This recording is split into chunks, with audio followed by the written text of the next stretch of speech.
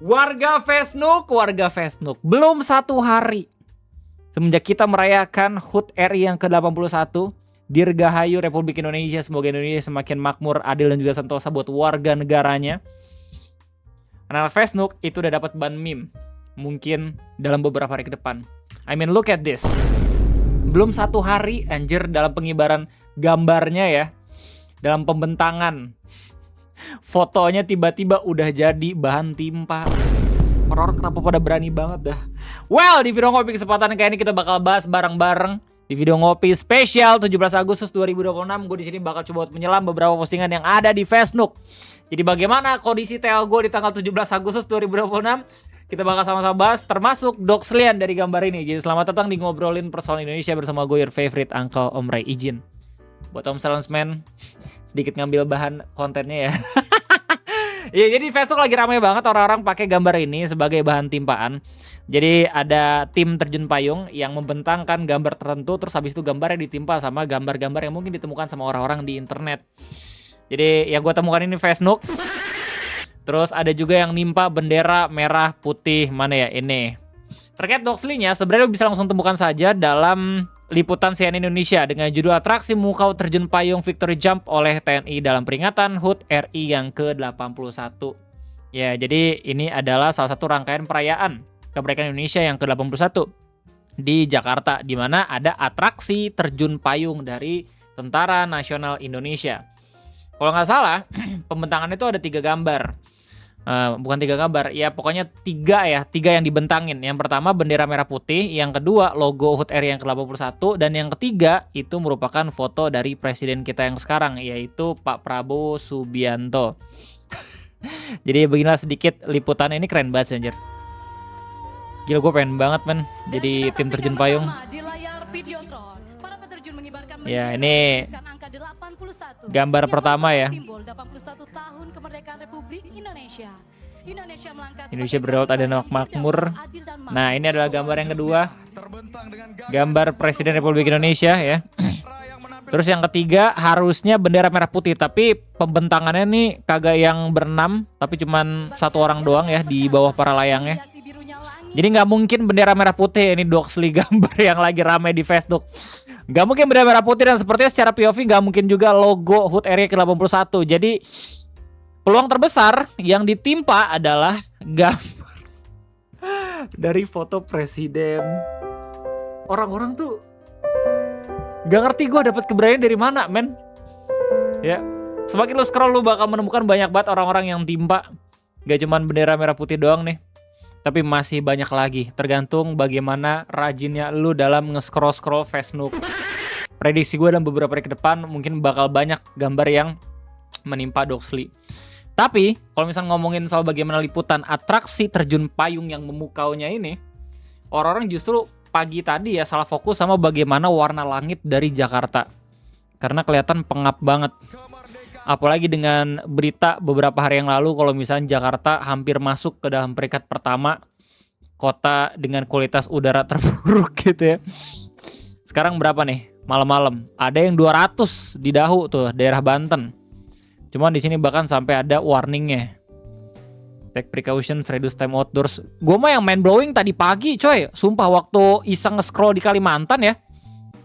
Bukan iseng sih, ada yang laporin di live streaming. Om Ray udah lihat di Kalimantan belum? Om Ray, katanya ada yang sampai 300. Hah? Di sini malam-malam kagak ada. Cuman kalau misalnya lu cek di Twitter gue, gue sempet nge-screenshot coy. 350. Dan ada kabar katanya juga lagi ada kebakaran hutan ya, gue gak tahu berat atau kagak gitu. Cuman sehat-sehat buat saudara kita yang emang tinggal di sana. Jadi begitulah kira-kira doxlian utama dari gambar ini. Anyway, gimana tanggapan kalian semua? Silahkan tulis di kolom komentar, karena kita nggak akan selesai sampai situ doang. Welcome to Ngopi 5 in 1.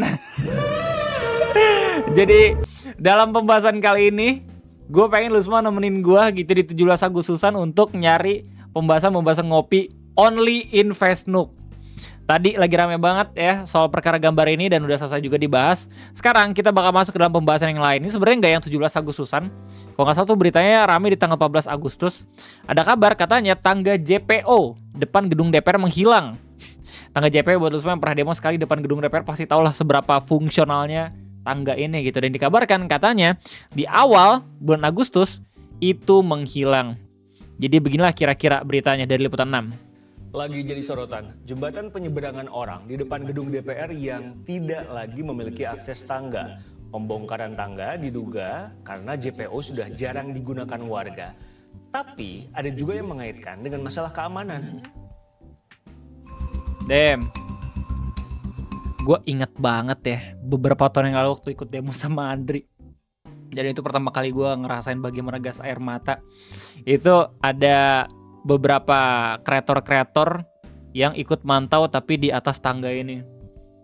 Kayak misalkan Kak Chania ya, terus Kak Abigail ya, pokoknya anak Malaka gitu. Gue inget banget dah waktu gue sama Andri di bawah gitu ya, mereka di atas. Jadi ketika ada gas air mata tuh, gue cabutnya ke jalan, mereka ke seberang. Yang mana menurut gue itu pinter sih. Apalagi mereka ada kalung pers kan. Penyeberangan orang tapi tanpa tangga. Lalu gimana mau nyebrangnya nih? Entah sejak kapan tangga JPO di depan gedung DPR ini buset, dibongkar, enggak tiba-tiba hilang. jadi perbincangan di dunia maya. Bayangkan jika Anda mau menyeberang, lihat jembatannya ada, tapi tangganya nggak ada. Kalau kita mau ke sisi sebelah, kira-kira seberapa repot ya jalurnya? Sejatinya, fasilitas JPO di depan gedung anggota dewan itu diperuntukkan Iya ya, kenapa dihilangin ya? bagi pejalan kaki yang Meskipun kagak ada warga yang mungkin sering lewat sini kan, seenggaknya ngebongkar bayar lagi. Gue cuma ngitung dari untung rugi sih ya. Cuman sayang aja kalau misalnya pada akhirnya dibongkar lagi gitu loh. menyeberangi Jalan Gatot Subroto untuk menuju ke kompleks DPR. Harapannya sih segera dibangun secepatnya ya untuk warga. Udah dibangun bang. Entah kenapa hilang. Biar mudah nyebrangnya daripada harus mutar dulu. Untuk memutar di Jalan Gatot Subroto dengan kendaraan mungkin tak memakan waktu lama. Tapi kalau berjalan Kalau kaki jalan, tentu jadi persoalan. ya. Yang problem soalnya guys, ini nyebrangin tol. Jadi nggak mungkin lu tiba-tiba jalan gitu ya, lewatin tol, ketabrak yang ada bang.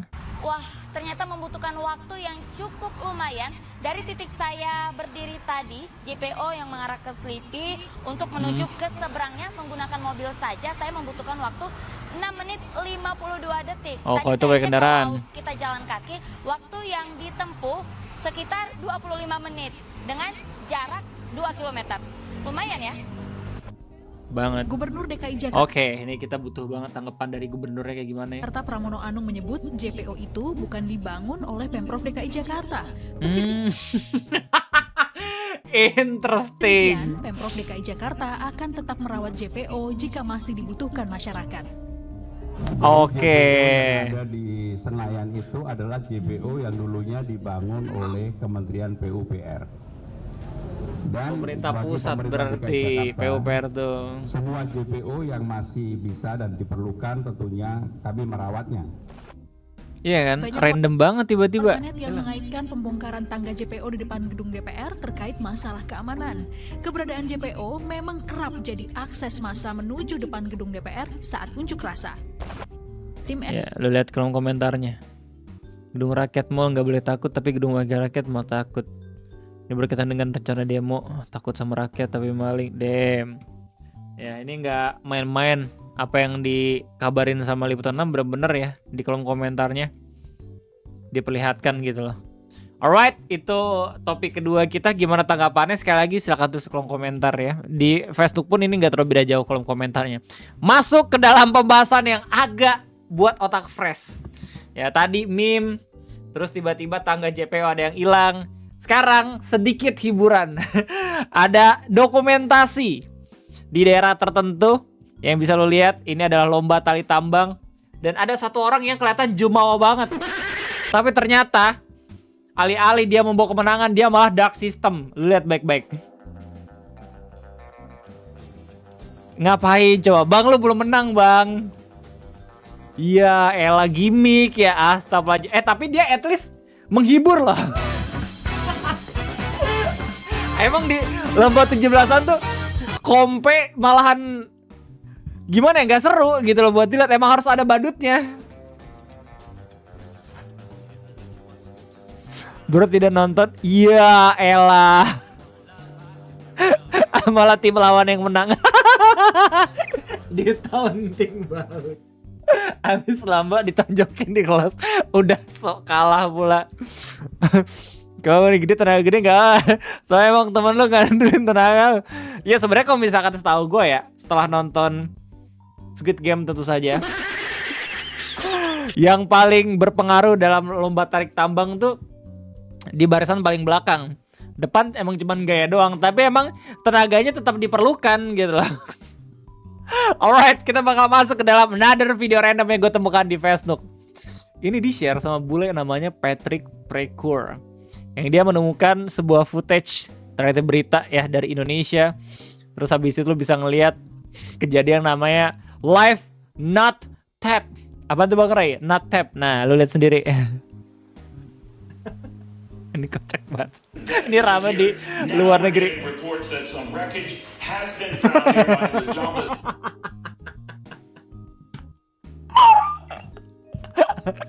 Recorded 4K. Man. Kalau di Indonesia disebutnya peti. Apa tuh Bang Ray? Pegang Tapi seumur-umur gue jarang sih. Jarang kayak gitu sama temen anjir. Sumpah, mungkin karena emang udah bestie banget kali ya, atau ada hal lain gue nggak tahu. Cuman seumur-umur gue jarang banget kayak gitu sama temen gue, nggak pernah malahan, meskipun gue orang Bogor ya. Alright, postingan lain ini gue temukan di 17 Agustus ya. Ya hilang kentut. Ya di repost sama logo repost. Jadi ini ada permasalahan terkait kenapa orang-orang tuh takut banget buat ke dokter gigi. Dan ini ramai di threads sampai pada akhirnya di repost di Facebook. Jadi ada dokter gigi namanya Dokter Silva yang bilang, buat kalian yang takut ke dokter gigi, sebetulnya apa sih yang bikin kalian takut itu ke dokter gigi? Dokternya, ruangannya, takut sakitnya, takut disuntiknya, atau apa? Jawabannya simple banget ya di komen sama aku namanya Kak Zipo. Dan semua orang setuju. Kalau bisa tahu sih Bang Ray, iya soalnya like-nya lebih baik dibanding postingan aslinya. Jadi Kak Zipo komen cukup dengan bilang bayarnya dok, punten. Gitu ya, gue sama ibu negara tuh emang langganan sakit gigi juga. Cuman kayaknya memang butuh perawatan ekstra tuh ibu negara, udah harus dicabut. Nah kalau misalkan sakit gigi tuh kan lu gak mungkin langsung dicabut ketika giginya lagi sakit kan. Jadi biasanya dilihat dulu tuh di puskesmas. Di puskesmas disaranin sama dokter giginya buat cabut gigi, ya gigi geraham. Permasalahannya adalah setiap gigi tuh harganya beda-beda anjir. Dan kalau misalkan klinik gigi, kalau misalnya gak promo, bisa 1 jutaan ke atas. Makanya orang-orang kebanyakan kalau misalnya sakit gigi, biasanya pakai fasilitas BPJS. Soalnya bisa dimurahin, bahkan bisa gratis katanya. Egi cerita kayak gitu ke gue. Tapi dilihat dari kolom komentar Facebook, yang nge-repost postingan ini pun banyak yang setuju. Bersihin mulut kotor 250k, tambah gigi berlubang 250k, bahkan lebih, bersihin karena gigi 450k. Iya juga ya, bayar cabut gigi sampai puluhan juta. Orang-orang kebanyakan langsung ke puskesmas terus wah. Tapi kan yang seremnya di bagian saraf gitu ya. Apalagi kalau misalkan ada yang kenapa-napa itu bisa bahaya lagi. Alright, pembahasan yang lain ini di repost di tanggal 17 Agustus 2026 terkait koperasi desa. Lu tau gak sih dari berita CNN yang di repost sama fanspage Dikala Anda membaca berita, diberitakan kalau misalkan pemerintah bakal tertibkan pembangunan Kopdes Merah Putih di Gunung. Jadi kemarin kita sempat ramai juga gitu yang ngebahas Kopdes, ada yang di Ciremai lah, ada di kaki Gunung Prau lah segala macem. Nah ada kabar baru nih, katanya pemerintah bakal menertibkan Kopdes yang emang ada di daerah pegunungan. Soalnya mungkin emang tidak masuk logika siapa yang mau beli gitu, kecuali pendaki ya, masuk jalur pendakian. Nah itu permasalahan baru. Kalau misalnya kagak, siapa yang mau beli kan? Jadi lewat berita ini dijelasin pemerintah akan menertibkan proyek pembangunan koperasi desa Kelurahan Merah Putih yang berlokasi di kawasan pegunungan. Menteri Koordinator Bidang Pangan Zulkifli Hasan mengungkapkan penempatan dan pembangunan fasilitas Kopdes di area gunung merupakan langkah tidak tepat. Ada di sana sini yang tidak tepat, tentu kita akan koreksi seperti pembangunan di gunung-gunung, ada 1, 2 atau berapa banyak kita akan tertibkan. Zulhas turut menyampaikan perkembangan pembangunan proyek Kopdes yang menyebutkan sekarang pemerintah sedang bekerja keras merampungkan proyek ini. Jadi itulah kira-kira ya. Lengkapnya lu bisa langsung aja pergi ke sumbernya CNN Indonesia, atau kalau misalnya lu mager dan pengen stay di Facebook bisa langsung pergi ke fanspage Dikala Anda membaca berita. Kita bakal masuk ke dalam pembahasan yang terakhir. Ini pembahasan kocak banget ya. Jadi Buat lo semua yang sering ikutin live streaming gue lagi seneng banget kan buat main Genshin, soalnya lagi update region terakhir di Teviat namanya Snezhnaya. Bukan sponsor, nah tapi katanya banyak banget pembaruan. Ya salah satunya cutscene action yang katanya ditambahin sama QTA, Quick Time Event kalau nggak salah. Nah, waktu gue ngerasa sendiri, gue langsung Asbun bilang, ini pasti bakal digoreng sama GPU nih kalau misalkan kayak gini ceritanya. Beneran udah ada aja. Ini lewat TL gue. Nggak gue cari, serius. Beneran muncul loh TL gue. Dari GPU. Ini GPU yang keberapa nih gak tahu. Pokoknya kemarin sempat angus kan, terus balik lagi. Dikirim sama Kailiana. Bilangin ke semua game gacha, gini cara bikin QTA yang peak cinema. Apresiasi yang besar buat Tohoyo karena niat banget bikin QTA semasterpiece ini. Kayak gimana tuh Bang Regi nih?